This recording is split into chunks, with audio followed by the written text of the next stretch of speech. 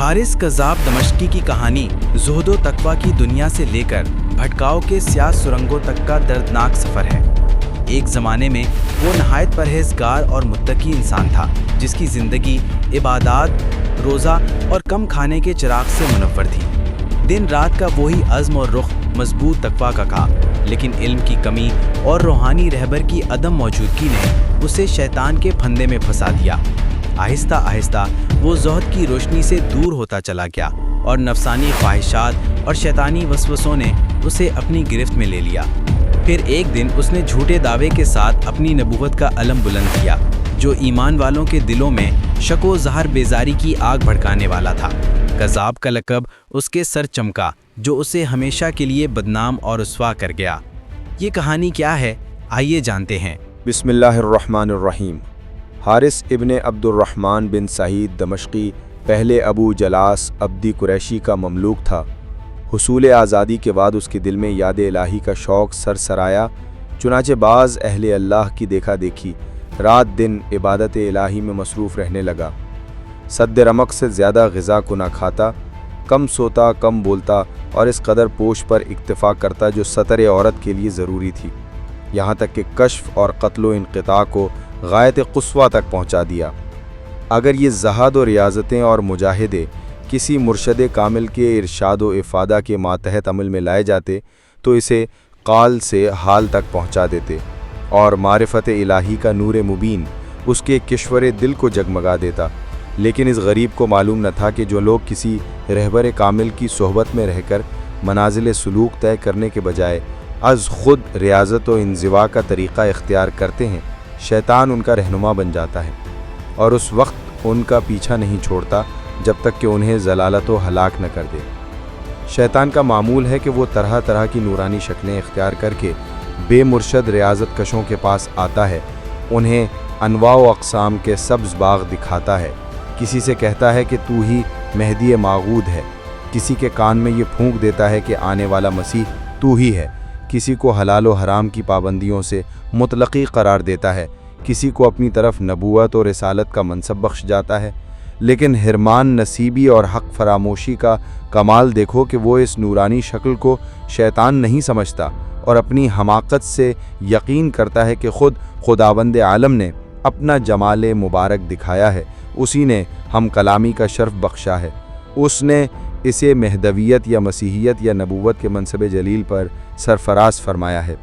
ذیل میں صلح امت کے چند ذاتی تجربے اور مشاہدات سپرد قلم کیے جاتے ہیں تاکہ قارئین کرام کو معلوم ہو سکے کہ جنود ابلیس عباد و زہاد کو راہ حق سے منحرف کرنے کے لیے کیسے کیسے سنہری روپ اور چال بچھاتا ہے۔ امام عبدالوہاب شہرانی اور شیخ عبدالحق محدث دہلوی نقل کرتے ہیں، سید ضیاء الدین ابو نصر موسیٰ کہتے ہیں کہ میرے والد امجد حضرت شیخ محی الدین عبدالقادر جیلانی قدس سرہ فرماتے تھے کہ ایک دفعہ میں سفر میں تھا، میرا گزر ایک دشت میں ہوا جہاں پانی ناپید تھا، میں چند روز وہاں رہا مگر پانی پر دسترس نہ پا سکا۔ جب تشنگی نے حد سے زیادہ غلبہ کیا تو حق تعالیٰ نے اپنی رحمت سے ایک بادل کا ٹکڑا متعین فرما دیا جس سے وقتاً فوقتاً پانی کے قطرے گرتے اور میں تسکین پاتا۔ انہی ایام میں ایک رات ایسا نور بلند ہوا کہ جس نے آفاق عالم کو منور کر دیا۔ نور میں سے ایک عجیب و غریب صورت نمودار ہوئی، اس نے آواز دی، اے عبدالقادر، میں تیرا پروردگار ہوں، میں نے تجھ پر وہ سب کچھ حلال کیا جو دوسروں کے لیے حرام و ناجائز قرار دے رکھا ہے، جو کچھ تو چاہے اختیار کر اور ہر وہ فعل کر لے جس کی طرف تیری طبیعت کا میلان ہو۔ میں سوچنے لگا کہ ابھی یہ کیا ماجرا ہے، مجھ سے پیشتر نبوت و ولایت کے لاکھوں شہباز فضائے قرب میں پرواز کرتے رہے، ان میں سے کسی کو اتنے بلند نشیمن آزادی میں جگہ نہ دی گئی اور کسی سے حلال و حرام کا تقید دور نہ ہوا۔ آخر میں کون ہوں کہ مجھے ایسا نادر و عدیم المثال حکم سنایا جاتا ہے؟ میں نے معاذ فراست سے محسوس کیا کہ یہ صدا اغوائے شیطان ہے۔ میں نے اعوذ باللہ من الشیطان الرجیم پڑھ کر کہا، اے ملعون، دور ہو، کیا بکتا ہے؟ ناگاہ وہ نور ظلمت سے بدل گیا اور اس نورانی صورت کا وہم و نشان باقی نہ رہا۔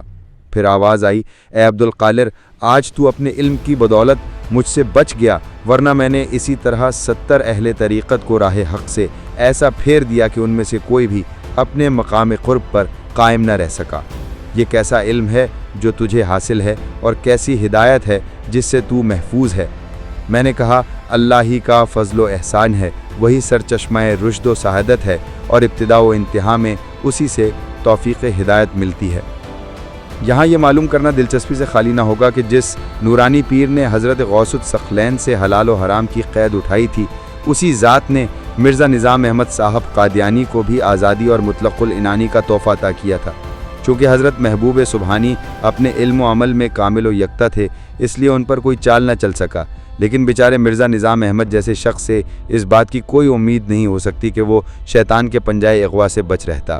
اس طرح ایک دن سید الطائفہ حضرت شیخ ابو القاسم جنید بغدادی قدس سرہ کا ایک ناقص مرید اپنی حماقت سے یہ سمجھ اٹھا کہ میں کامل ہو گیا ہوں، اب مجھے صحبت شیخ کی احتیاج نہیں۔ اس خیال خام کو دل میں طے کر کے اس نے حضرت جنید کی صحبت ترک کر دی اور عزلت نشینی اختیار کر کے ذکر و فکر میں مصروف ہوا۔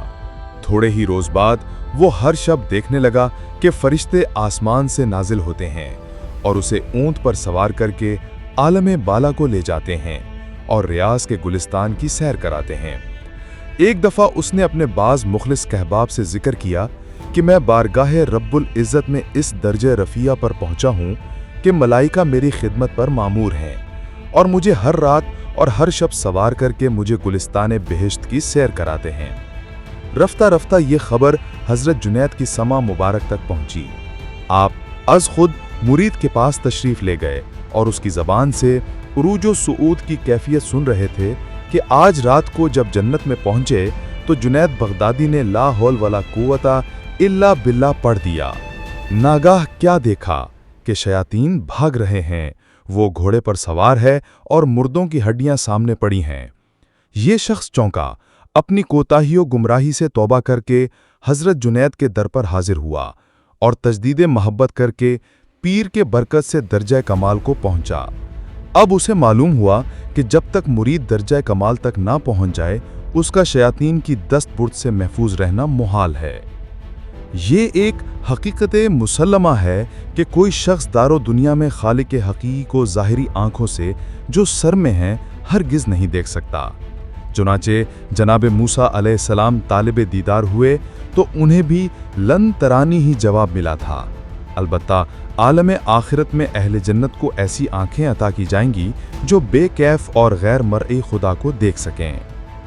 مولانا عبد الرحمن جامی نے کلیات الانس میں ابو محمد کے تذکرہ میں لکھا ہے کہ ایک جگہ مشائخ شیراز کا مجمع تھا جس میں ابو محمد بھی موجود تھے۔ گفتگو مشاہدے کے بارے میں شروع ہوئی، ہر ایک نے اپنے اپنے معلومات پیش کیے۔ ابو محمد خاموشی سے سب کچھ سنتے رہے لیکن خود کچھ بیان نہ کیا۔ حساس نے کہا کہ آپ بھی کچھ فرمائیے۔ انہوں نے کہا یہی تحقیقات کافی ہیں۔ حساس نے اصرار کیا تو ابو محمد کہنے لگے کہ یہ جس قدر گفتگو تھی حد علم میں تھی، لیکن مشاہدے کی حقیقت کچھ اور ہی ہے۔ حاضرین نے کہا ذرا اس کی وضاحت فرما دیجئے۔ بولے مشاہدہ یہ ہے کہ حجاب اٹھ کر معائنہ ہو جائے۔ علماء نے پوچھا یہ آپ کو کیوں کر معلوم ہوا؟ کہا کہ ایک مرتبہ میں تبوک میں فقر و فاقہ اختیار کیے ہوئے مناجات میں مشغول تھا کہ یک بیگ حجاب اٹھ گیا۔ میں نے دیکھا کہ عرش پر حق تعالی جلوہ فروز ہے۔